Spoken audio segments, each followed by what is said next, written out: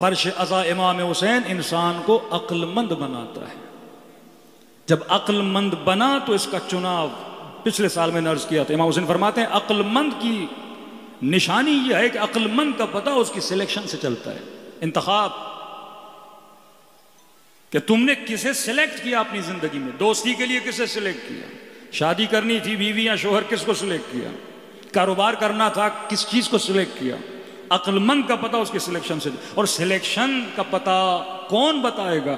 یہ مجلس ابا عبداللہ الحسین. جب جوان آئے گا سنے گا کہ میدان کربلا میں ایک ابن سعد تھا اور اسی کربلا میں ایک ہور تھا. ابن سعد نے چنا شہر کی حکومت کو، قاضی شرح نے چنا مال و دولت کو، اور ہور نے چنا حسین ابن علی کو. تو اب انسان کا چناؤ بتاتا ہے یہ کتنا عقل مند ہے. بعض تخت و تاج کو چنتے ہیں، بعض اپنی حریت کو چنتے ہیں. تو فرمایا مجلس امام حسین عقلوں کو شارپ کرتی ہے، عقلوں کو تیز کرتی ہے. یہ جوان جتنا فرش عزا سے جڑا رہے گا اتنا بچہ. صرف یہاں نہیں، ویسٹرن ورلڈ آپ چلے جائیں، ہر سال ہم یورپ جاتے ہیں.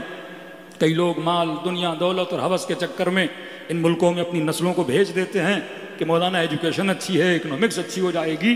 لیکن اکنامک اور ایجوکیشن تو مل جاتی ہے، دین و ایمان نسلوں کا تباہ و برباد ہو جاتا ہے. وہاں پر بھی وہ لوگ بچے جنہوں نے اپنے بچوں کو امام بارگاہ سے متصل رکھا. وہاں پہ امام بارگاہ تو نہیں سینٹر کہتے، اسلامک سینٹر. تو وہاں پہ جن کی نسلیں اسلامک سینٹر سے جڑی رہیں وہ بچی رہیں. تیسری نسل کسی مومن کی اور اس کی نسل میں ایک ان کا بچہ مولانا بنا. ہم نے کہا کہ یہاں نسلیں بگڑ گئی، آپ کیسے بچ گئے؟ تو کہا کہ مولانا میرا کام تھا امام بارگاہ میں نظر و نیاز بنانا، میں بورچی ہوں، اور صبح سے شام تک میرے بچے کہاں آتے تھے؟ سینٹر میں آتے تھے. تو کھیلتے بھی یہیں تھے، اٹھتے بھی یہیں تھے، بیٹھتے بھی یہیں تھے. تو لہٰذا ان کا لگاؤ کس کے ساتھ ہو گیا؟ امام حسین کے ساتھ، اور کلچر آف امام حسین کے ساتھ. لہٰذا میرے بچوں کے اندر دین کی محبت پیدا ہو گئی. تو یہ فرش عزا آپ کو کبھی بے دین بننے نہیں دیتا. کتنے لوگ ہیں جو فرش عزا پہ آنے کے بعد شراب کو چھوڑ دیا، نشے کو چھوڑ دیا، نمازی بن گئے، نماز شب والے بن گئے، چہرے کو زینت اہل بیت سے انہوں نے منور کر دیا. تو یہ فرش عزا آپ کو کیا بناتا ہے؟ دیندار بناتا ہے. فرش عزا انسان کو عقل مند بناتا ہے. وہ دنیا میں کسی کونے میں چلے جائیں، یہ مجلس امام حسین ہے جو آپ کو دیندار بناتی ہے. تو پہلا عین عقل. مجلس میں آؤ گے عقلیں پروان چڑھے گی. کس چیز کے ذریعے سے؟ دوسرا عین علم. فرش عزا آپ کو علم دیتا ہے. یہاں آپ اپنی نسلوں سے پوچھ سکتے ہو کہ قاتل اور مقتول کا فرق کیا ہے. واللہ اربوں کی تعداد میں اتنے مسلمان ہیں، لیکن کسی سے پوچھئے کہ قاتل بھی رحمت اللہ، مقتول بھی رحمت اللہ، مارنے والا بھی جنتی، مرنے والا بھی جنتی، مارنے والا بھی رضی اللہ، مرنے والا بھی رضی اللہ. لیکن یہ تفریق اگر کسی قوم میں پتہ ہے اور کسی کو یہ شعور دیا گیا ہے کہ قاتل کو قاتل کہنا ہے، مظلوم کو مظلوم کہنا ہے، یہ آپ کو فرش عزا سے ملا. یہ امام حسین کے کردار نے بتایا کہ ظالم کو ظالم کہنے کی جرت پیدا کرو، اور مظلوم چاہے کہیں بھی ہو اس کی حمایت کے لیے قدم اٹھاؤ، کیونکہ فرش عزا آپ کو علم دیتا ہے. تیسرا عین عقیدہ. مجلس عزا آپ کے عقیدوں کو مضبوط کرتی ہے. مجلس امام حسین آپ کے عقیدوں کو مضبوط، یہاں عقیدہ ولایت مضبوط ہوتا ہے، عقیدہ امامت مضبوط ہوتا ہے، توحید کا عقیدہ مضبوط ہوتا ہے، آخرت کا عقیدہ مضبوط ہوتا ہے. کیونکہ اگر آخرت کا عقیدہ کمزور بن گیا انسان صرف دنیا کے پیچھے لگ جائے گا اور آخرت کو بھول جائے گا. لیکن جس کا آخرت کا عقیدہ مضبوط ہے وہ پیسہ بھی کمائے گا، 10 بار سوچے گا لقمہ حلال کا ہے یا حرام کا ہے. وہ بیٹی کی تربیت کرے گا 100 بار سوچے گا. آج سب سے زیادہ اٹیک، وہ آخری موضوع ہے میرا جس پہ ہونے والا، فیملیز پہ اٹیک ہونے والا ہے. کربلا میں فیملی لا امام حسین. کربلا کا پیغام جنہوں نے اور جن شخصیتوں نے پھیلایا وہ فیملیز نے پھیلایا. اگر کربلا میں امام حسین کی فیملی نہ ہوتی پیغام امام حسین اتنا نہ پھیلتا. کربلا انسان بناتی ہے، کربلا معاشرہ بناتی ہے، کربلا افراد بناتی ہے. کس چیز کے ذریعے سے؟ صحیح عقیدے کے ذریعے سے، کہ سر کٹا دینا پر عقیدے سے پیچھے نہ ہٹنا، میں سمے تمار بن جانا پر عقیدے سے پیچھے نہ ہٹنا، مالک اشتر بن جانا پر عقیدے سے پیچھے نہ ہٹنا. تو کربلا عقیدہ، کربلا علم، کربلا عقل. چوتھی چیز جو کربلا دیتی ہے وہ عبرت ہے. کربلا کا واقعہ سنو، مقام عبرت ہے. شہید مطہری کا میں نے سنایا. عبرت یہ کہ کربلا کا شمر سنا، آج کے شمر کو پہچانو. کربلا کا ظلم سنا، آج کے ظلم کے مقابلے میں کھڑے ہو جاؤ. اگر صبح سے شام تک یزید پہ لعنت بھیجو لیکن آج کے ظالم پر لعنت نہ بھیجو، اس یزید پہ لعنت بھیجنے کا کوئی فائدہ نہیں ہے. کربلا مقام عبرت ہے. خدا قصے کہانیاں قرآن میں سناتا ہے. وَاعْتَبِرُوا يَا أُولِي الْأَلْبَابِ، اے صاحبان لب اور صاحبان عقل، کیا حاصل کرو؟ عبرت حاصل کرو. پانچویں چیز جو کربلا سے ملتی ہے، کربلا مقام عزت ہے. کربلا کا مطلب اہل بیت کا چاہنے والا کبھی بھی اپنی سیلف ریسپیکٹ پہ نو کمپرومائز ہے. فرمایا حرام ہے تم پر ایسے سفر میں بھی جانا جہاں پہ تمہاری بے عزتی کی جائے. کہ مولا پیسے نہیں, چلا جاؤں, فری میں لے کر جا رہے ہیں. امام نے فرمایا فری میں کام کیا کروائیں گے؟ کہ ہو سکتا ہے کوئی پاؤں دبوائے, کوئی برتن دھلوائے, کوئی کپڑے دھلوائے. فرمایا نہیں, ایسے فری کے سفر میں بھی نہ جاؤ جہاں پہ تمہاری عزت کمپرومائز ہو جائے. فرمایا پیسے دے کر بھی اگر عزت کو خریدا جائے تو عزت کو خریدو, کیونکہ عزت ہے تو سب کچھ ہے. کبھی اپنی عزت پہ کہنا ذلت کی زندگی سے عزت کی موت بہتر ہے. سر کٹا دینا پر اپنی عزت پہ بھی کمپرومائز نہ کرنا. ظالم کے سامنے کبھی جھکنا نہیں. سجدہ دینا ہے تو رب کی دربار میں سجدہ دینا. چھٹا عین, عین عواطف. کربلا اور مجلس امام حسین سننے سے آپ کے ایموشنز نہیں مرتے, یہ ہمیشہ زندہ رہتے ہیں. جناب علی اصغر کے مصائب میں رو گے دل زندہ رہے گا, علی اکبر کے مصائب میں رو گے دل زندہ رہے گا. اب جو علی اصغر پہ روئے, ظلم کربلا پہ روئے, کیسے ممکن ہے وہ فلسطین کے لیے آواز نہ اٹھائے؟ کیسے ممکن ہے کسی مظلوم چاہے پاکستان یا پاکستان سے باہر کسی پر ظلم ہو اس کے لیے آواز نہ اٹھائے؟ تو کربلا عواطف کا نام ہے. ساتواں عین, عین عرفان. کربلا معرفت کا نام ہے. عاشورہ انسان کو معرفت دیتا ہے. رہبر معظم آغا خامنئی کے پاس جب مداح شاعر ذاکر نوح خان, میں کبھی کبھی بات کرتا ہوں لیکن ہمارے عزیز نوح خان ہر بار ناراض ہو جاتے ہیں, تو لہٰذا بات کرنا ہی میں نے کم کر دی ہے, لیکن اشارہ صرف دے رہا ہوں. مقصد نوح خانی, مقصد خطابت, مقصد مجلس. آغا قراتی تو لفظ استعمال کرتے, کہتے ایک لفظ ہے شور, ایک لفظ ہے شعور. شور شور شرابہ ہلہ گلہ, شعور ہے فکر کو بیدار کرنا. اگر مجلسوں میں شور ہو, شعور نہ ہو, ہماری ایکٹیویٹی میں شور ہو, بہت شور ہو, ہنگامہ ہو, لیکن شعور نہ ہو تو فائدہ نہیں. یعنی ذکر ابا عبداللہ کا مطلب ہے شعور دینا, اس کے سوئے ہوئے ضمیر کو جگانا, اس کی سوئی ہوئی فکر کو بیدار کرنا. مولا حسین فرماتے ہیں میں اس لیے قیام کر رہا ہوں کیونکہ مسلم معاشروں میں اسلام کی نشانیاں ختم ہوتی جا رہی ہیں. اس کی تفصیل میں آگے آؤں گا. 4 چیزیں جس کی وجہ سے امام حسین فرماتے ہیں میں قیام کر رہا ہوں, اور یہ 4 چیزیں اگر تمہارے سماج میں نہیں, اگر تمہارے معاشرے میں نہیں, تو تمہیں قیام کرنا چاہیے. مسلم معاشرے کی نشانی, مسلم معاشرہ, خاتون حجاب کرتی ہے, مسلم معاشرہ ہے. یورپ ویسٹ چلے جائیں, حجاب نہیں, غیر مسلم معاشرہ ہے. سیٹرڈے سنڈے نائٹس وہاں کلبس ہیں, ناچ گانا ہے, شور شرابہ, ناچ رہے ہیں, گا رہے ہیں. شعور نہیں, شور بہت ہے.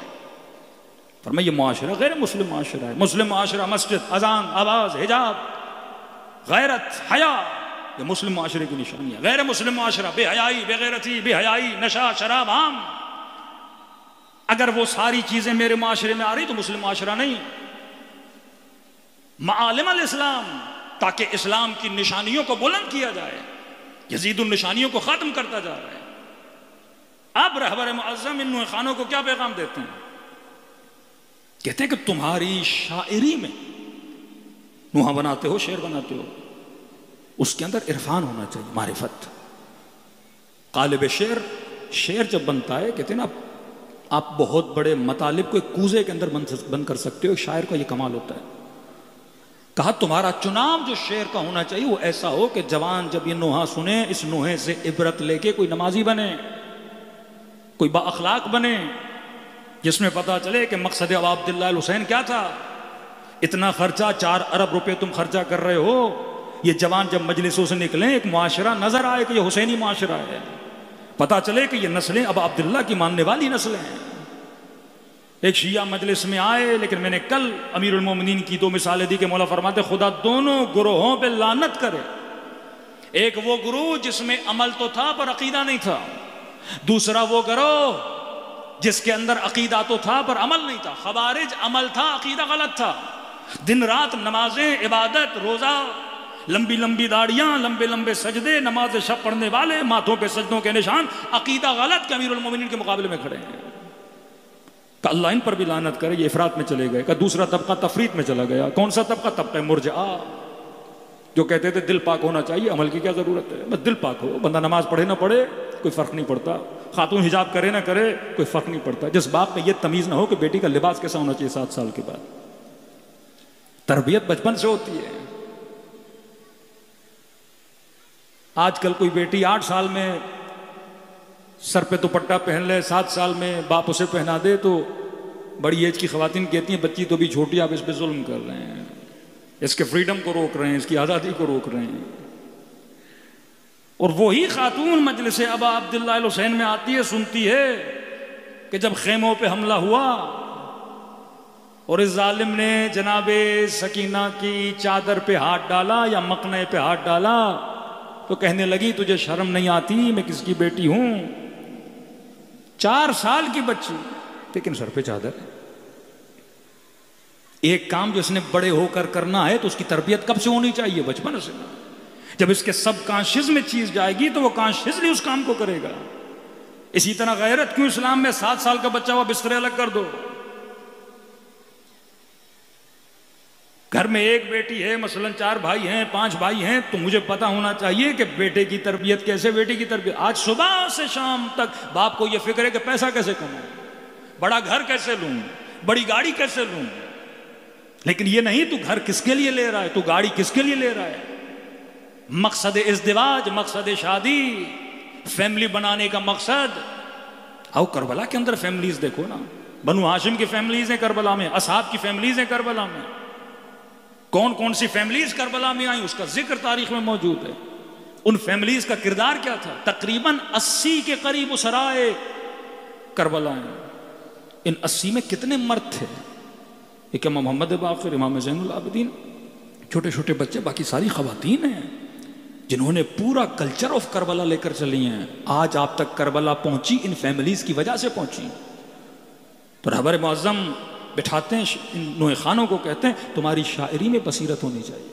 ایران کے شاعر محمد رسولی، آپ اس کی شاعری ٹرانسلیٹ کر کے دیکھیں۔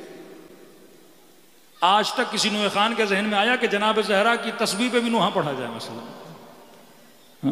اللہ اکبر، سبحان اللہ، الحمدللہ، اس پہ نوحہ بنا دیا انہوں نے۔ وصیت امیر المومنین پہ حسن حسین، یتیموں کا خیال کرنا، نوحہ پڑھا ہے اس پہ۔ وہ جو امیر المؤمنین چاہتے ہیں اسے نوحے میں لا کے اس کو سما دیا، کوزے میں بند کر دیا۔ وہ جو جناب سیدہ چاہتی ہیں کہ ہر نماز کے بعد تسبیح پڑھی جائے، اور کہاں کہاں الحمدللہ کہا، پہلو شکستہ ہوا کہ الحمدللہ، سبحان اللہ، اللہ اکبر، اس کو سارا نوحے میں لا کے کھڑا کر دیا۔